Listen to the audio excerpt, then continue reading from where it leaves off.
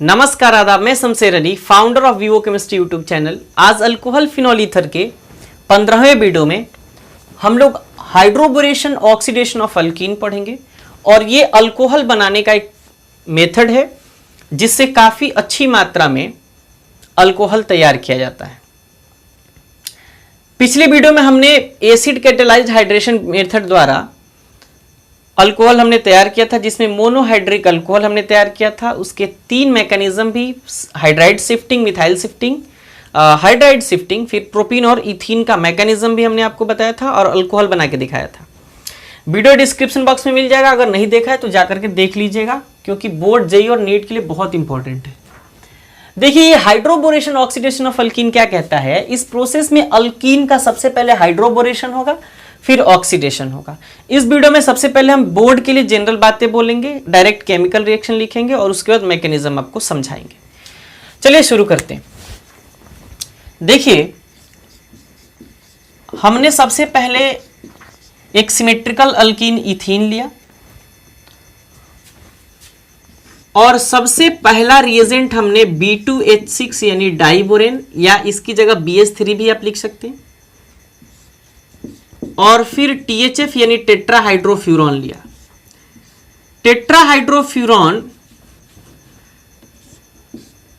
ये ऐसा होता है जो एक बेहतरीन सॉल्वेंट होता है।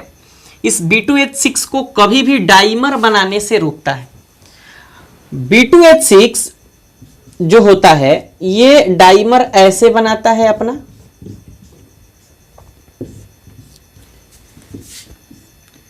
और जैसे ही डाइमर बनाता है तो डाइमर बनाने के बाद ये एक ब्रिज स्ट्रक्चर का निर्माण कर लेता है, और जैसे ब्रिज स्ट्रक्चर का निर्माण कर लेता है ये ब्रिज जैसा बिहेव करता है यहाँ, और जैसे ब्रिज स्ट्रक्चर का निर्माण करता है तो फिर ये रिएक्शन में भाग नहीं लेता। इसीलिए टेट्राहाइड्रोफ्यूरॉन एक सॉल्वेंट के फॉर्म में रखा जाता है, ताकि कभी भी डाइबोरेन ये ब्रिज के फॉर्म में यानी कि एक चैन के फॉर्म में ना बन जाए या एक डाइमर ना बना ले। इस बोरॉन और बोरॉन के बीच का जो बॉन्ड लेंथ होता है 178 पिकोमीटर, यहाँ 120 डिग्री बॉन्ड एंगल, यहाँ 93 बॉन्ड एंगल होता है, यहाँ लगभग 87 डिग्री या 83। क्लियर? तो ये डाइमर है, इसको आप बना लीजिएगा, इसको फर्स्ट ईयर में पढ़ना था। अब फिर से चलते हैं उस बात पर जिस बात की हम चर्चा कर रहे थे। सबसे पहले हमने B2H6 यानी डाइबोरेन रखा टेट्राहाइड्रोफ्यूरॉन के साथ, और उसके बाद हाइड्रोजन पेरोक्साइड H2O2 रखा किसी भी बेसिक मीडियम में।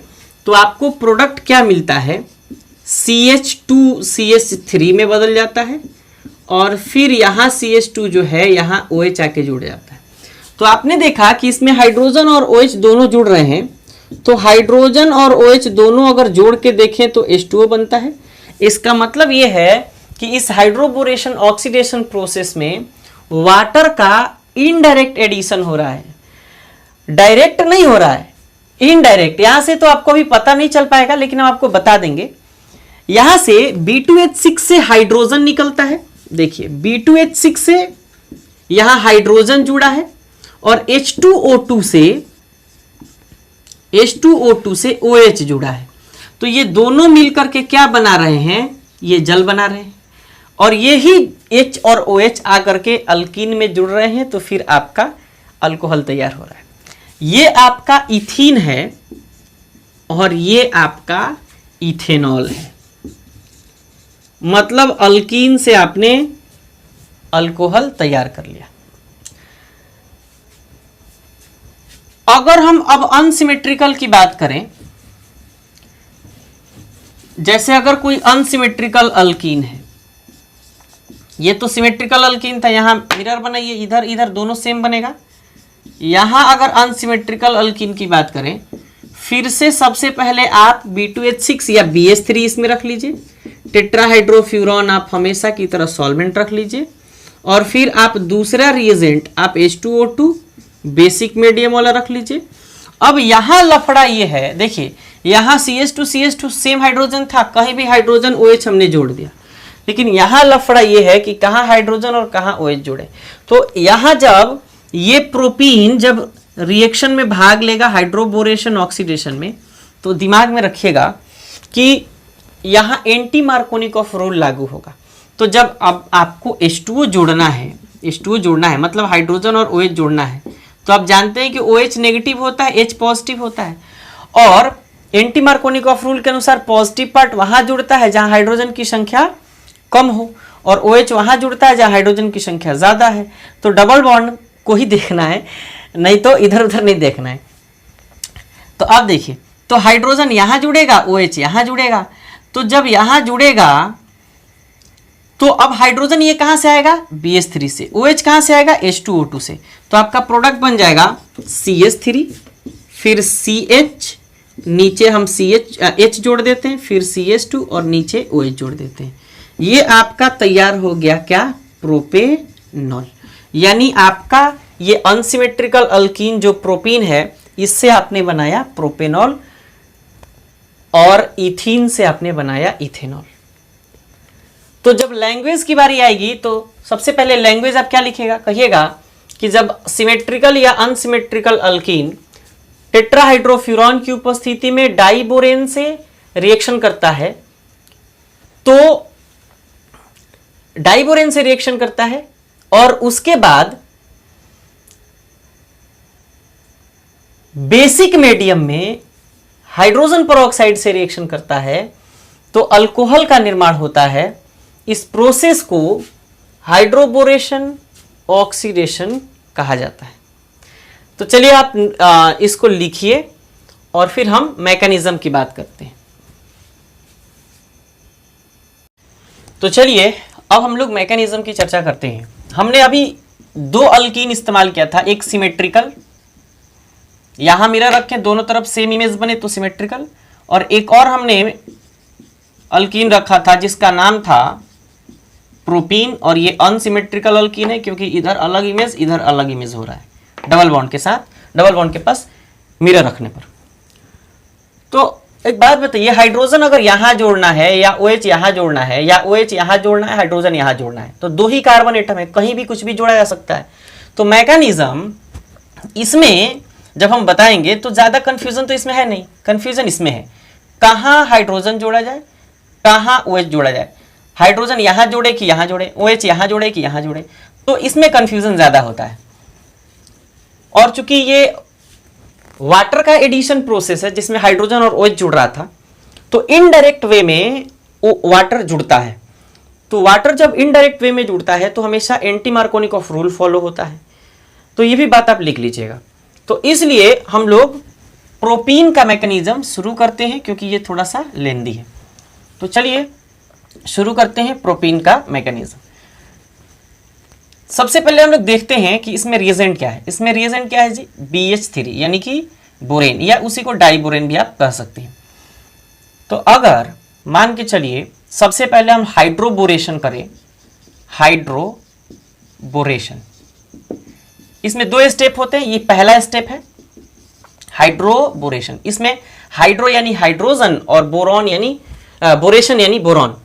तो इसमें हाइड्रोजन और बोरॉन दोनों ऐड होगा, जिसमें हाइड्रोजन डिक्रीज होते होते खत्म हो जाएगा, लास्ट में केवल बोरॉन बचेगा। तो देखिएगा सबसे पहले हम लोग क्या करते हैं, प्रोपीन को लिखते हैं। ये है आपका प्रोपीन, नाम क्या है, ये है आपका प्रोपीन जो एक अनसिमेट्रिकल अल्कीन है। सबसे पहले हम लोग BH3 यानी बोरेन को लिखते हैं।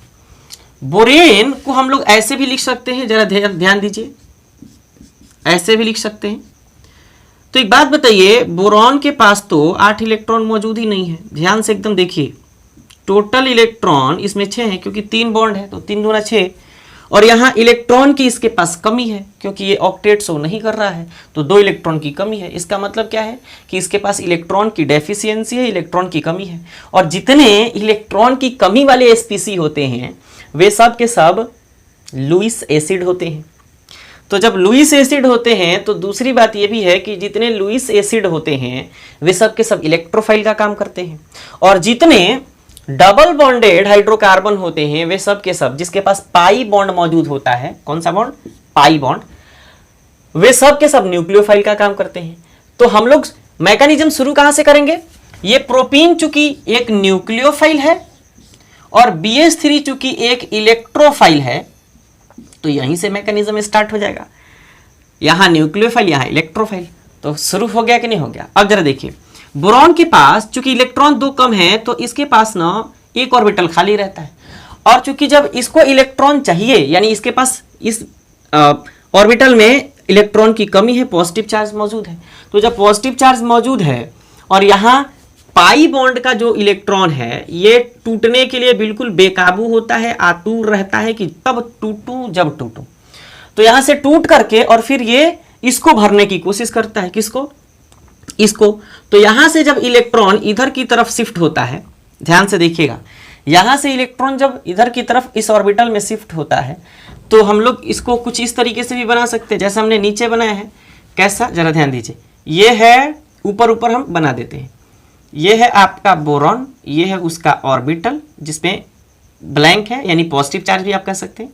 यहाँ हमने आपको हाइड्रोजन यहाँ दिया, फिर यहाँ दिया और फिर यहाँ दिया। इनको अब हम मिटा देते हैं, तो लिख लीजिएगा नीचे BH3 एक लुईस एसिड है जो इलेक्ट्रोफाइल का काम करता है। तो यहाँ से ये इलेक्ट्रॉन टूट करके और इसमें चला जाता है, तो इसमें चला जाता है तो ध्यान दीजिए, जब टूटता है तो एक तरफ ये जो हाइड्रोजन है, यहाँ देखिएगा, ये जो हाइड्रोजन है यहाँ पार्शियल नेगेटिव चार्ज और इसके ऊपर पार्शियल पॉजिटिव चार्ज हो जाता है। क्यों? क्योंकि बोरॉन हाइड्रोजन की तुलना में ज्यादा इलेक्ट्रो पॉजिटिव है। अब एक बात बताइए, जैसे इलेक्ट्रॉन यहां की तरफ जाता है तो एक हाइड्रोजन जिसके ऊपर नेगेटिव चार्ज मौजूद है, इलेक्ट्रॉन यहां से इधर की तरफ शिफ्ट होता है तो यहां पार्शियल पॉजिटिव और यहां पार्शियल नेगेटिव चार्ज पैदा हो जाता है।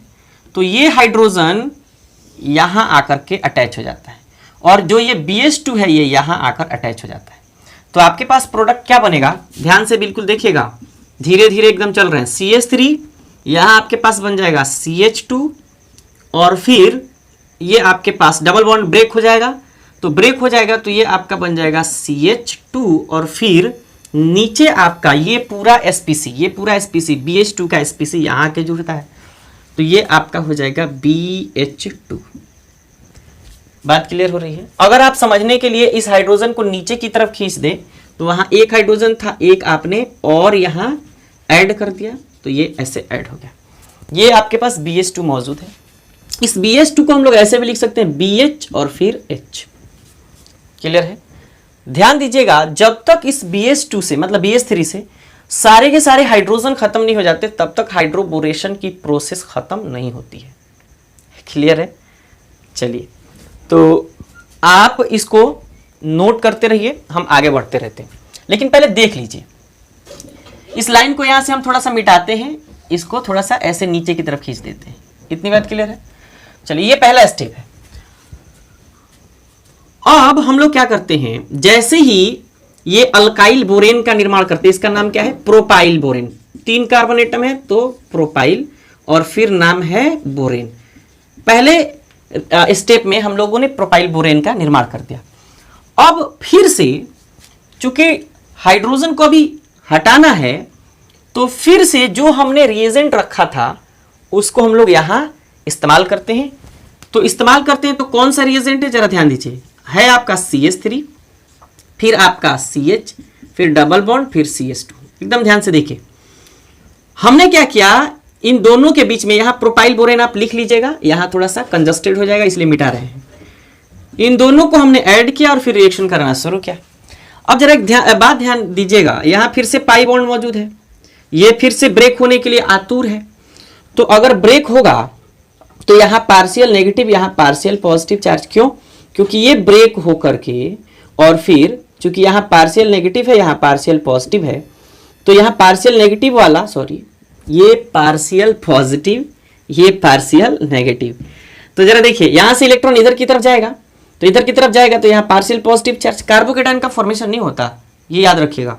तो यहां से हाइड्रोजन इधर की तरफ, ये हाइड्राइड के रूप में, किसके रूप में? हाइड्राइड के रूप में, H- के फॉर्म में, यहां से ये यहां चला आता है और ये जो BH रहता है इससे ये पोर्शन, कौन सा पोर्शन? ये CH2 का पोर्शन यहां आकर जुड़ जाता है। तो जरा ध्यान दीजिए, आपका प्रोडक्ट क्या बनने जा रहा है?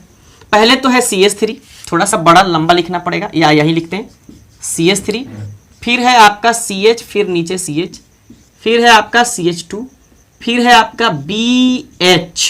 ध्यान से देखिए, यहां का हाइड्रोजन खत्म हुआ तो यहां आके जुड़ता है क्या, एक काम करते हैं, इस हाइड्रोजन को ना इधर लिख देते हैं, इधर लिख देते हैं। अच्छा, इधर से हाइड्रोजन हटा तो ये CH2, फिर इधर CH यहां मौजूद है, और ये CH3। इस CH के पास देखिएगा हाइड्राइड आकर के ऐड हो रहा है, तो हम लोग इसको ऐसे भी लिख सकते हैं। और इस CH को और इधर सिंगल बॉन्ड H को हम लोग CH2 भी लिख सकते हैं। हमने लिख दिया। इतनी बात क्लियर हुई? एकदम आसान है। हाइड्रोजन को हटाओ, CH3 CH2 CH2 को, CH3 CH CH2 को जोड़ते चले जाओ। तो CH2 को हमने जोड़ दिया, CH2 CH2 CH3 को। अब पुनः हम लोग क्या करते हैं, एक बार और, चूंकि अभी एक हाइड्रोजन बाकी है, तो हम लोग क्या करते हैं, पुनः एक बार प्रोपीन को जोड़ते हैं। ध्यान से देखिए, ऐड किया हमने, फिर से यहां पाई बॉन्ड टूटेगा, पाई बॉन्ड टूटेगा तो इधर पार्शियल पॉजिटिव और इधर पार्शियल नेगेटिव चार्ज, क्योंकि ब्रेक होगा तो इलेक्ट्रॉन इधर की तरफ शिफ्ट होगा। अब जरा ध्यान दीजिए, यहां फिर से जब पार्शियल पॉजिटिव तो यहां हाइड्रोजन के पास, जो बोरॉन के पास हाइड्रोजन है, ये इसके ऊपर पार्शियल नेगेटिव और इसके ऊपर पार्शियल पॉजिटिव। क्यों? क्योंकि यहां इलेक्ट्रॉन की कमी था।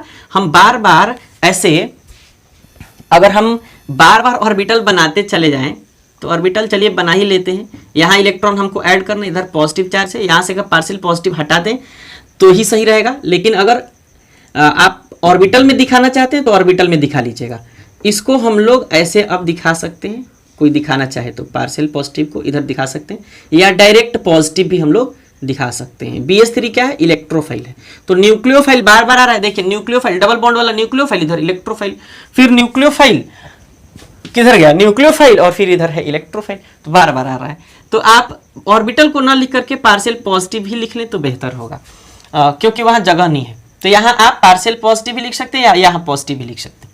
चलिए आगे बढ़ते हैं। यहाँ देखिए, इधर पार्शियल पॉजिटिव, इधर पार्शियल नेगेटिव, फिर हाइड्रोजन कहाँ है, इधर आएगा।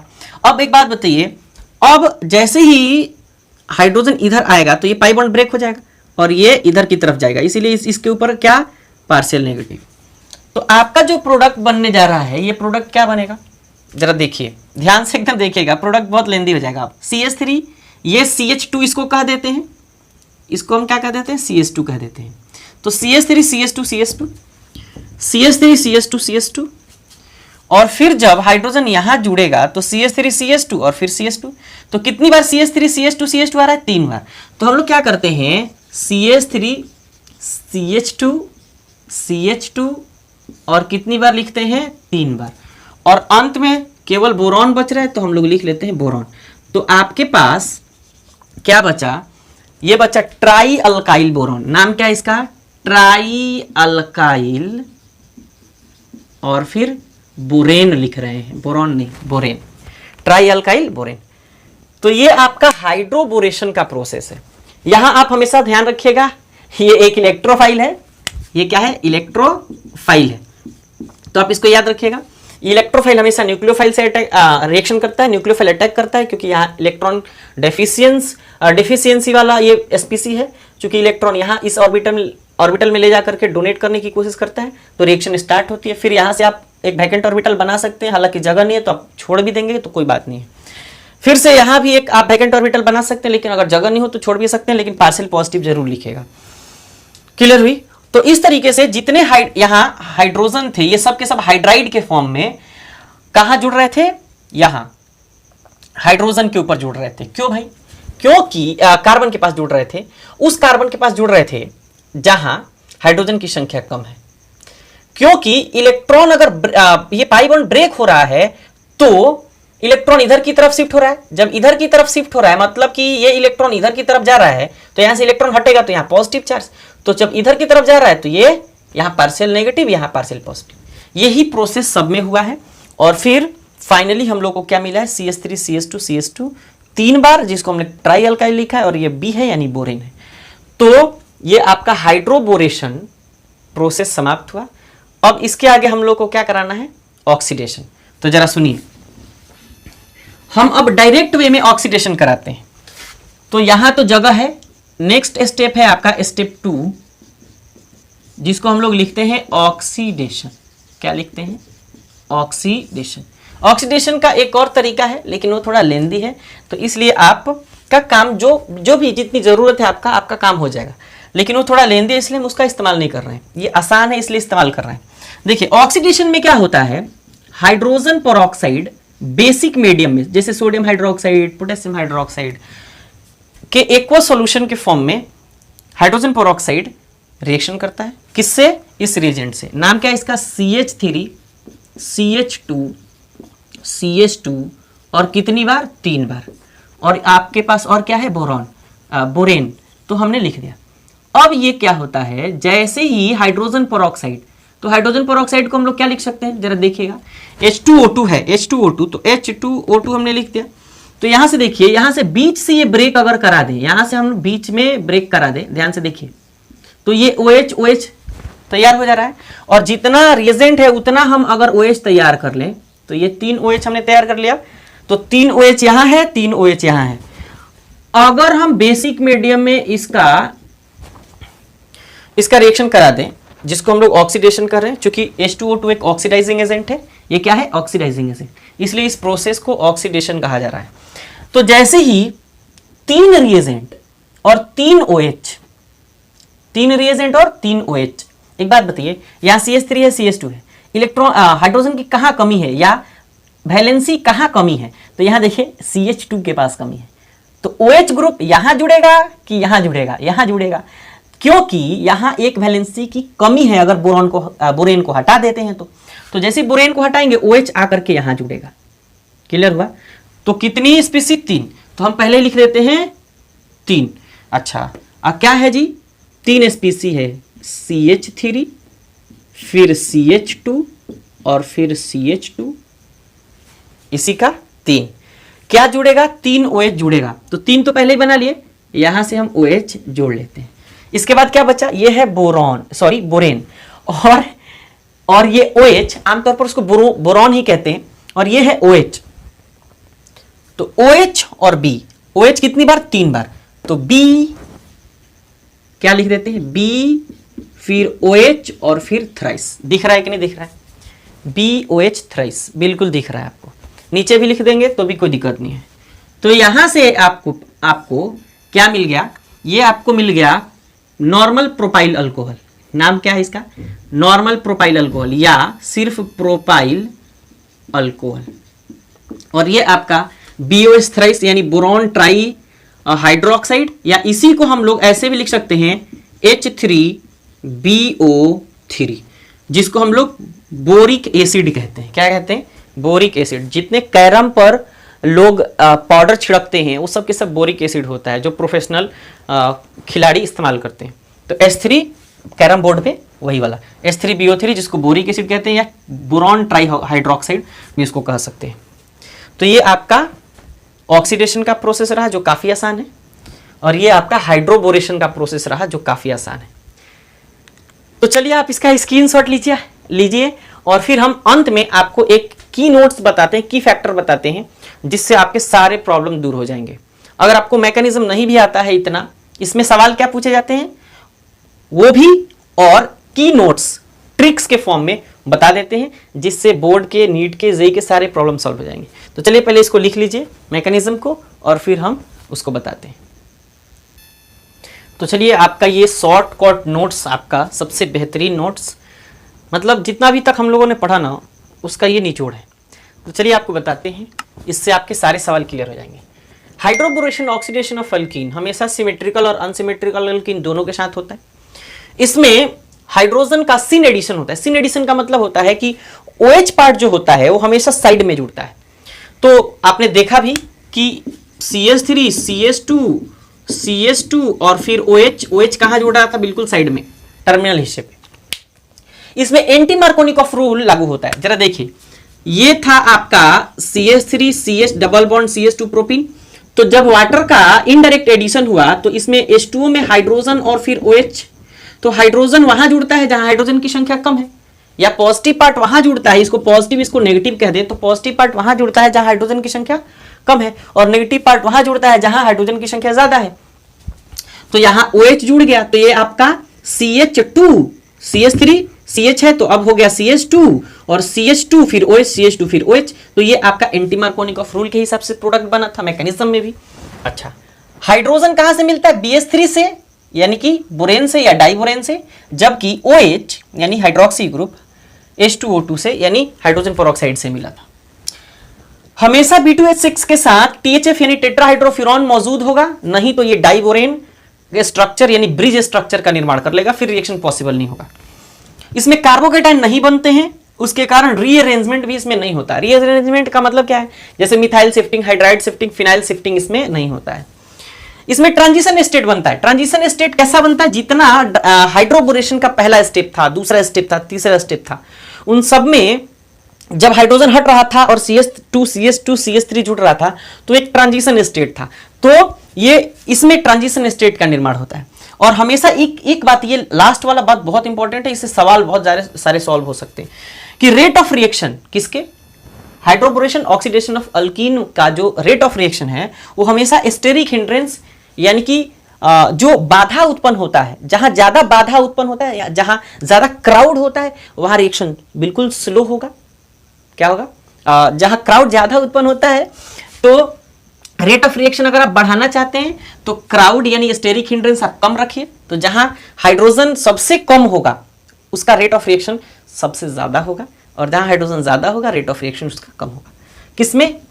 ऐसे, जहां हम BH2 ऐसे जोड़ रहे थे ऐसे, तो यहां अगर एक हाइड्रोजन हटा के फिर CH2 CH3 अगर देना शुरू करते तो यहां क्राउड ज्यादा हो जाएगा। फिर हाइड्रोजन हटा के CH2 और CH2 फिर CH3 देना शुरू कर दें तो क्राउड देखिए बहुत ज्यादा हो गया, तो यहां रेट ऑफ रिएक्शन बहुत स्लो होगा। बात क्लियर हो गई?